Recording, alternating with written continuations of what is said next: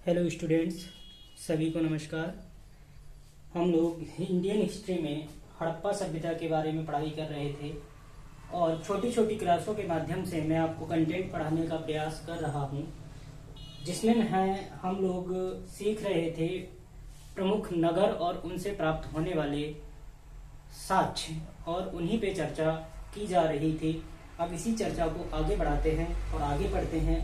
अगला महत्वपूर्ण नगर धौलावीरा, इसको पढ़ना है बेटा। अब हमें धौलावीरा को पढ़ना है और आप सभी अच्छी तरीके से जानते होंगे, जब मैंने आपको पढ़ाया था कि हड़प्पा सभ्यता के नगरों को 3 भागों में बांटा गया था। कौन कौन से 3 भाग थे?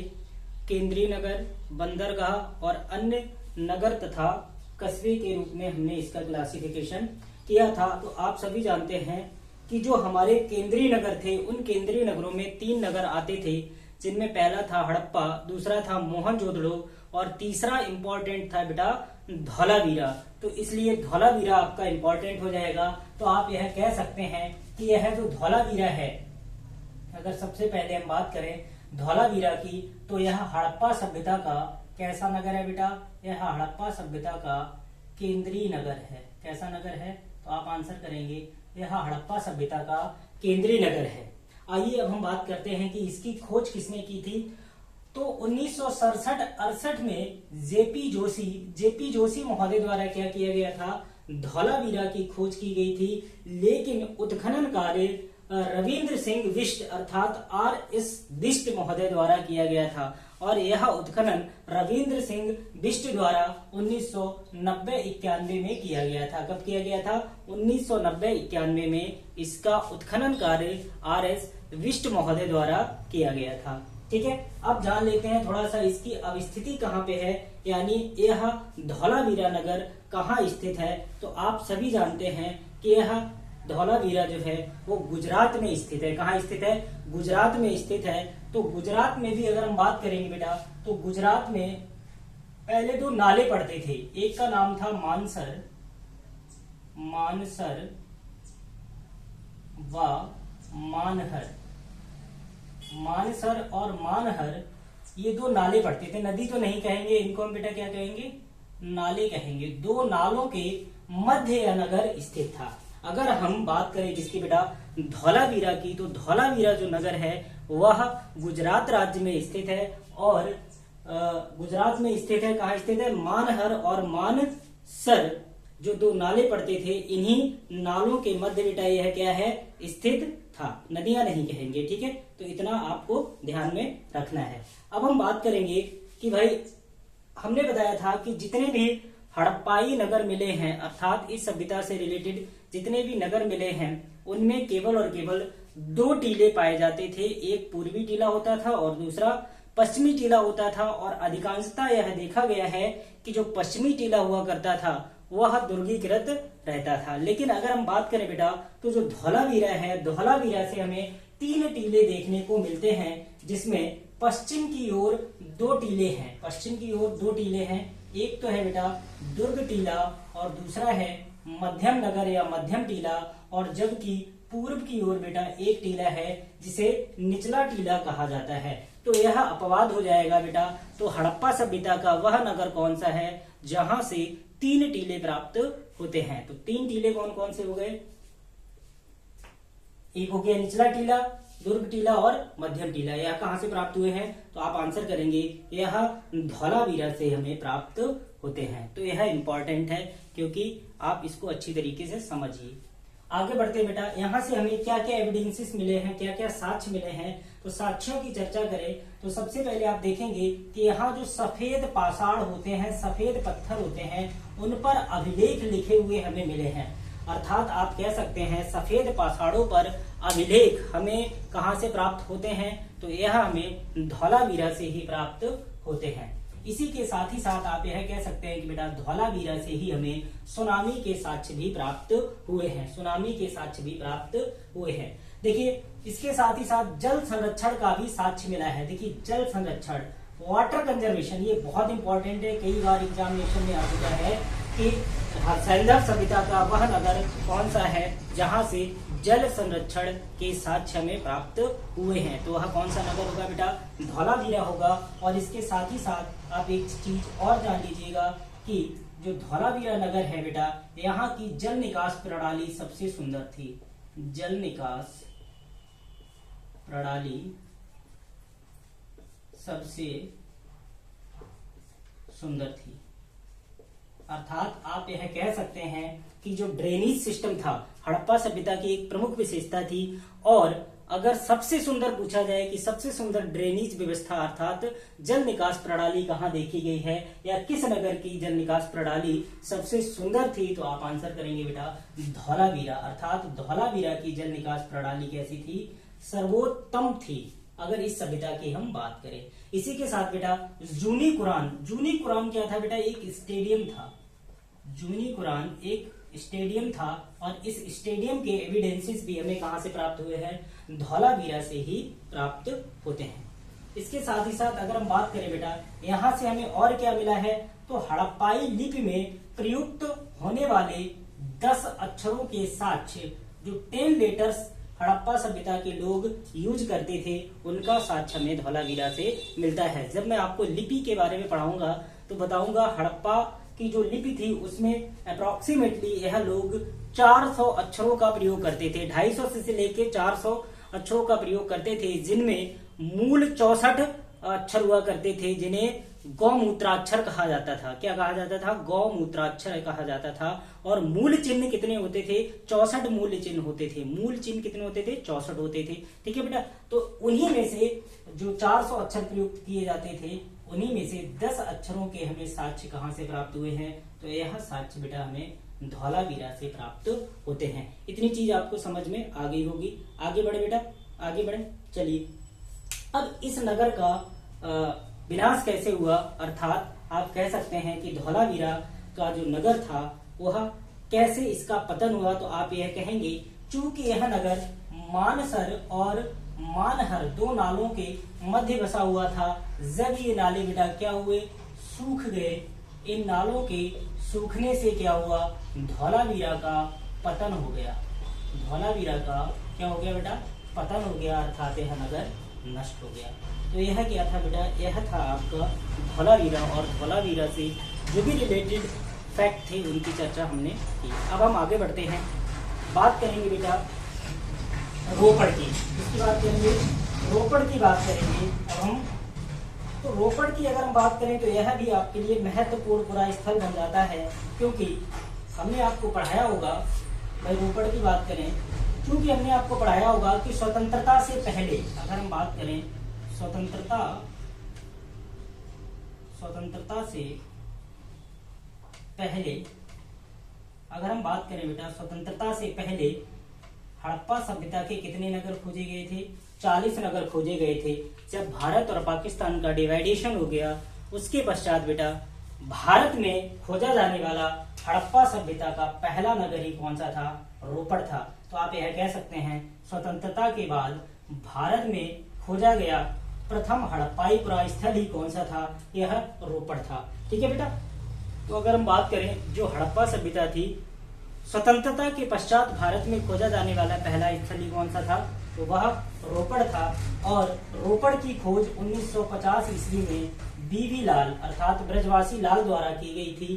ठीक है, जबकि इसका उत्खनन कार्य 1953 से 55 के मध्य वाईडी शर्मा अर्थात यज्ञदत्त शर्मा के द्वारा किया गया था। उत्खनन कार्य किसने कराया? यज्ञदत्त शर्मा ने कराया। जबकि खोज किसने की थी? खोज की थी बीवी लाल ने। ठीक है, किसने की थी? बीवी लाल ने। आइए हम देखते हैं अब रोपड़ की अब स्थिति कहाँ है, यानी यह नगर कहाँ स्थित है।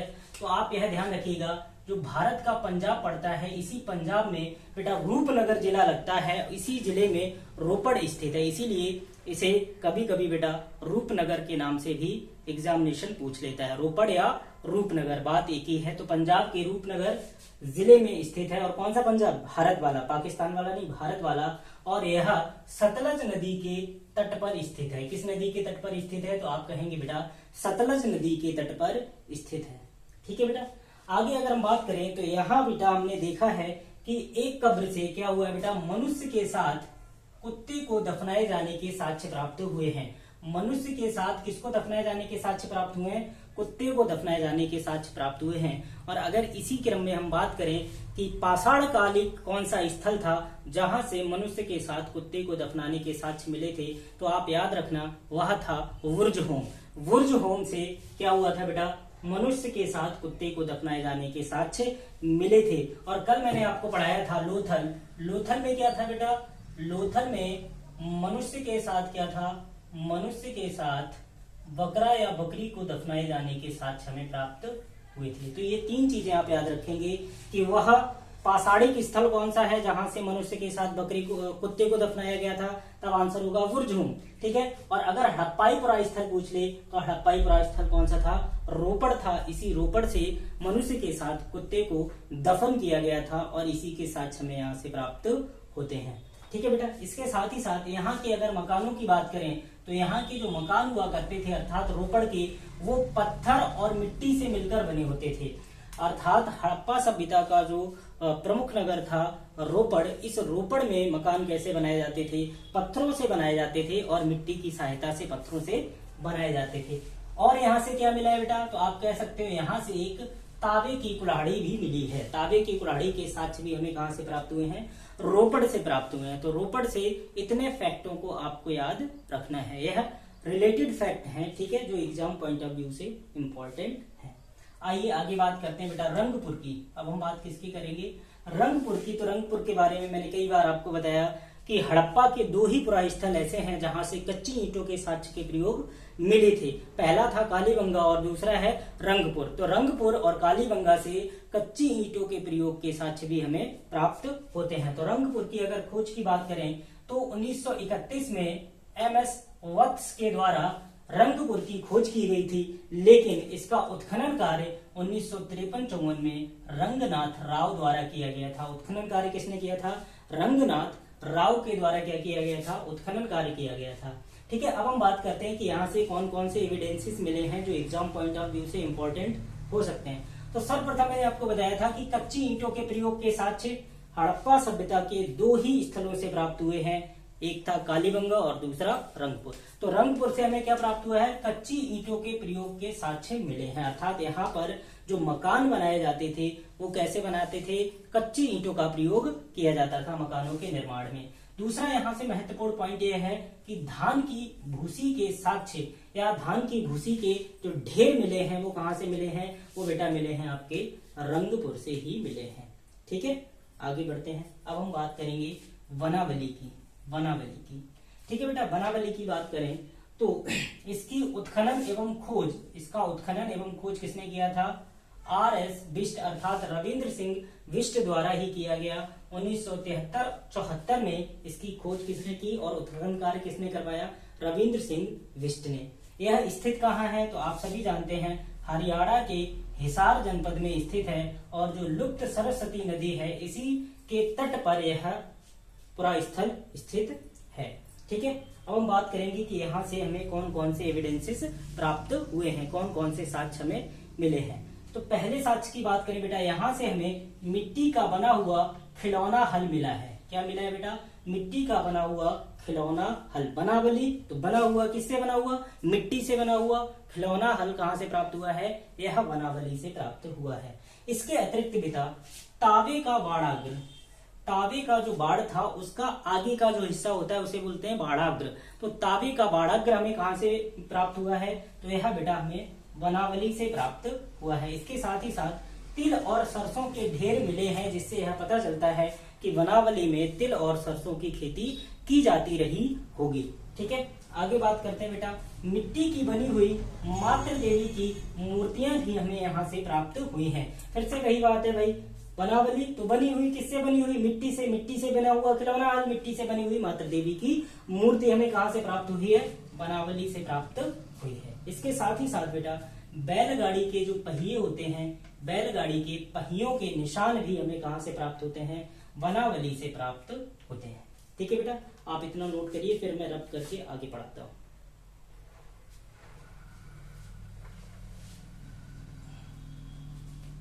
नोट हो गया? जल्दी से नोट कर लो भाई, इधर मैं साफ कर रहा हूँ। और फिर आगे पढ़ाता हूँ।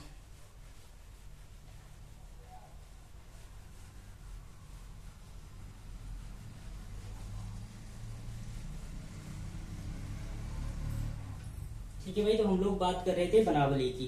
तो हमें यहाँ से और क्या मिला है, देखो सबसे पहले हमने आपको क्या बताया कि बैलगाड़ी जो है, बैलगाड़ी के पहिए के निशान यहाँ से मिले हैं। ठीक है, अब हम बात करेंगे कि यहाँ की जो जल निकास प्रणाली है, तो यहाँ की अगर हम जल निकास प्रणाली की बात करें, जल निकास प्रणाली का अभाव था। ठीक है, देखिए दो नगर ऐसे हमने पढ़ाए हैं जहां जल निकास प्रणाली का अभाव था। एक था कालीबंगा और दूसरा है बनावली। बनावली में भी बेटा क्या था, जल निकास प्रणाली का अभाव था, और अभाव होने के कारण ही बेटा यहाँ के घरों में सोख्ता नालियां बनाई जाती थी, अर्थात जो नालियां पानी को अवशोषित कर लें, ऐसी नालियां बनाई जाती थी। कहाँ पर, बनावली में। ठीक है बेटा, आगे बात करें, आगे बात करते हैं। मनके और मनुष्यों तथा पशुओं की मूर्तियां भी यहां से प्राप्त हुई हैं। क्या क्या मिला है बेटा, मनुष्यों तथा पशुओं की मूर्तियां भी हमें कहां से प्राप्त हुई हैं, तो यह भी आपको बनावली से ही प्राप्त हुई है। ठीक है बेटा, इसके साथ ही साथ यहाँ के एक मकान से हमें धावन पात्र मिला है। क्या मिला है बेटा, धावन पात्र। आप सभी लोग इंग्लिश वर्जन जानते होंगे इसका, इसको बोलते हैं वॉश बेसिन। क्या बोलते हैं बेटा, वॉश बेसिन। तो यहाँ से हमें क्या देखने को मिलता है, वॉश बेसिन। आप सपोज करिए कि आज से 4000-5000 साल पहले इस बनावली में जो आज हम वॉश बेसिन का यूज करते हैं, वो कहाँ से हमें प्राप्त हुआ है, वह बनावली से प्राप्त हुआ है। तो यह कुछ महत्वपूर्ण फैक्ट थे जो बनावली से रिलेटेड थे। ठीक है बेटा, आगे हेडिंग लगाइए, कोट दीजिए। अब हम किसके बारे में पढ़ेंगे, कोट दीजिए के बारे में पढ़ना प्रारंभ करेंगे। ठीक है, कोट दीजिए। तो सबसे पहले बात करते हैं कि खोज किसने की थी, खोज किसने की थी। तो इसकी खोज, कोट दीजिए की खोज 1935 में किसने की थी भाई, आप सभी जानते हैं घुरे ने की थी। किसने की थी, घुरे। ठीक है, 1935 में इसकी खोज घुरे महोदय द्वारा की गई, लेकिन उत्खनन कार्य 1953 से स्टार्ट हुआ और 55 तक चला था। उत्खनन कार्य की अगर हम बात करें तो 1953 से लेकर 55 तक, और यहाँ उत्खनन किसने करवाया था, तो आप कहेंगे कि यहाँ उत्खनन कार्य कराया था फजल अहमद महोदय ने, फजल अहमद। ठीक है, फजल अहमद के द्वारा क्या किया गया था, कोट दीजी का क्या किया गया था, उत्खनन किया गया था। अब स्थिति की बात करें तो बेटा यह कहाँ स्थित है, अब स्थिति की अगर हम बात करेंगे तो यह स्थित है बेटा पाकिस्तान में। कहाँ स्थित है, पाकिस्तान में। और पाकिस्तान में ही कहाँ स्थित है, तो आप यह कहेंगे कि यह सिंध प्रांत में स्थित है, पाकिस्तान के सिंध प्रांत में स्थित है। ठीक है बेटा, कहाँ स्थित है, पाकिस्तान के सिंध प्रांत में स्थित है। ठीक है, इतनी चीज नोट कर लिया आपने, आगे बढ़े। ऐसा माना जाता है कि जो पाषाणकालीन सभ्यता थी, ठीक है, उसका विनाश यहीं से हुआ और हड़प्पा सभ्यता का विकास भी यहाँ पर देखने को मिलता है। अब यहाँ से हमें क्या क्या मिले हैं, क्या क्या महत्वपूर्ण साक्ष्य मिले हैं, तो यहाँ से बेटा हमें देखने को मिला है पत्थर का बाड़ाग्र। क्या मिला है, पत्थर का बाड़ाग्र, यानी पत्थर का बना हुआ बाड़, और बाड़ का भी हमें आगे का हिस्सा प्राप्त हुआ है। ठीक है, इसके साथ ही साथ बेटा हमें यहाँ से कांसे की चूड़ियां मिली हैं, कांसे की चूड़ियां, कांसे की चूड़ियां हमें कहां से प्राप्त हुई हैं, तो आप आंसर करेंगे कोट दीजी, कांसे कांसा और कांसे कोट दीजी। तो कोट दीजी से ही हमें कांसे की चूड़ियां मिली हैं। और यह चूड़ियां दो प्रकार की हुआ करती थी बेटा, एक तो होती थी सादा और दूसरी होती थी रंगीन। अर्थात रंगीन और सादा जो चूड़ियां थी वो हमें कहां से प्राप्त हुई हैं, तो आप आंसर करेंगे यह हमें प्राप्त हुई है कोट दीजी से। ठीक है बेटा, कोट दीजी से। कहाँ से मिली हैं? कोट दीजी से। इसके साथ ही साथ बेटा कांसे की अंगूठियां भी मिली हैं यहाँ से। कांसे की अंगूठियां, कांसे की अंगूठियां भी हमें प्राप्त हुई हैं कोट दीजी से। ठीक है, और यहाँ से सेल खड़ी की बनी हुई 2 मोहरें मिली हैं। सेल खड़ी से बनी कितनी मोहरें मिली हैं बेटा? 2 मोहरें प्राप्त हुई हैं। तो यह कुछ महत्वपूर्ण फैक्ट थे कोट दीजी से संबंधित। ठीक है बेटा, किससे संबंधित? कोट दीजी से संबंधित। चलिए आगे बात करते हैं, अगले नगर की ओर बढ़ते हैं। और अगला नगर है बेटा हमारा सुरकोतदा। अगला नगर कौन सा है भाई? सुरकोतदा। अब हम बात किसकी करेंगे? सुरकोतदा की। तो सुरकोतदा के बारे में सबसे पहले खोज किसने की थी? तो 1964 ईस्वी में, 1964 ईस्वी में जेपी जोशी के द्वारा क्या किया गया था? इसकी खोज की गई थी। जेपी जोशी महोदय ने क्या किया था? सुरकोतदा की खोज की थी। और यह कहाँ स्थित है? तो आप यह कहेंगे कि इसकी स्थिति जो है बेटा वो कहाँ है? गुजरात में है। यह कहाँ पड़ता है? गुजरात में स्थित है। गुजरात में भी कहाँ? तो आप कहेंगे कच्छ एरिया में। गुजरात के कच्छ में यह पड़ता है। ठीक है, सुरकोतदा। ठीक है, अब यहाँ से क्या हुआ था बेटा? यहाँ से हमें घोड़े की अस्थियों के साक्ष्य मिले हैं। घोड़े की अस्थियों के साक्ष्य, घोड़े की अस्थियों के साक्ष्य हमें कहां से प्राप्त हुए हैं? यह बेटा हमें सुरकोतदा से ही प्राप्त हुए हैं। और इसके साथ ही साथ बेटा यहाँ से हमें कलश समाधान देखने को मिलता है। कलश समाधान देखने को मिलता है। कलश समाधान का मतलब क्या होता है बेटा? पहले हमने क्या किया? डेड बॉडीज को जला दिया और जलाने के पश्चात जो उसकी अस्थियां बची उन अस्थियों को एक कलश में बंद किया और बंद करने के बाद उसको दफना दिया। तो कलश समाधान कहाँ से देखने को मिला है? तो आप आंसर करेंगे बेटा यह हमें देखने को मिला है सुरकोतदा से। और सुरकोतदा से ही हमें बेटा अंडाकार कब्र देखने को मिली। कैसी कब्र मिली है?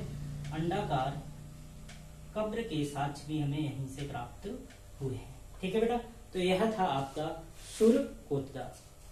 अब 2 पॉइंट मैं लिखवा रहा हूं, उनको आप नोट करके लिख लीजिए। ठीक है, उसके बाद आगे बढ़ते हैं। देखो पहला पॉइंट क्या है बेटा? सबसे पहले पॉइंट की बात करेंगे और बात करेंगे चांदी के मुकुट की। यह पूछा जाता है बेटा, चांदी का मुकुट यह हमें कहां से मिला है? बेटा हरियाणा में एक स्थल पड़ता है, पूरा स्थल पड़ता है कुड़ाल। और कुड़ाल कहाँ पड़ता है? हरियाणा में पड़ता है। ठीक है, कहाँ पड़ता है? हरियाणा में। तो हरियाणा के कुड़ाल से हमें क्या देखने को मिला है? हमें चांदी का मुकुट प्राप्त हुआ है। और तांबे के रथ की बात करें, किसकी बात करें बेटा? तांबे के रथ की। तांबे के रथ, रथ नहीं बेटा, तांबे के रथ की अगर हम बात करें तो यह हमें प्राप्त हुआ है दायमाबाद। और आप सभी जानते हैं दायमाबाद कहाँ पड़ता है? महाराष्ट्र में पड़ता है। और दायमाबाद जो है बेटा वह इस सभ्यता का सबसे दक्षिणतम पुरा स्थल भी है। तो यह जो नगर थे इनकी चर्चा हमने कर ली है। ठीक है बेटा, अगली क्लास में हम लोग बात करेंगे हड़प्पा सभ्यता के नगर नियोजन की, हड़प्पा सभ्यता के सामाजिक आर्थिक जीवन की। ठीक है, धर्म की बात करेंगे और हड़प्पाई लिपि की बात करेंगे। उसके पश्चात हड़प्पा सभ्यता का पतन पढ़ेंगे और हमारा टॉपिक पूरा हो जाएगा। ठीक है बेटा, तब तक आप लोग पढ़ते रहिए, वीडियोज को देखते रहिए। और जिन लोगों ने प्रीवियस वीडियोज नहीं देखे हैं वो सबसे पहले क्लास 1 से स्टार्ट करें देखना। उसके पश्चात इस क्लास को देखेंगे तो आपको सारी चीजें समझ में आ जाएंगी और पूरी की पूरी हड़प्पा सभ्यता आपको समझ में आ जाएगी। ठीक है, आशा करता हूँ क्लास आपको पसंद आई होगी। ठीक है, पढ़ते रहिए। तब तक के लिए नमस्कार।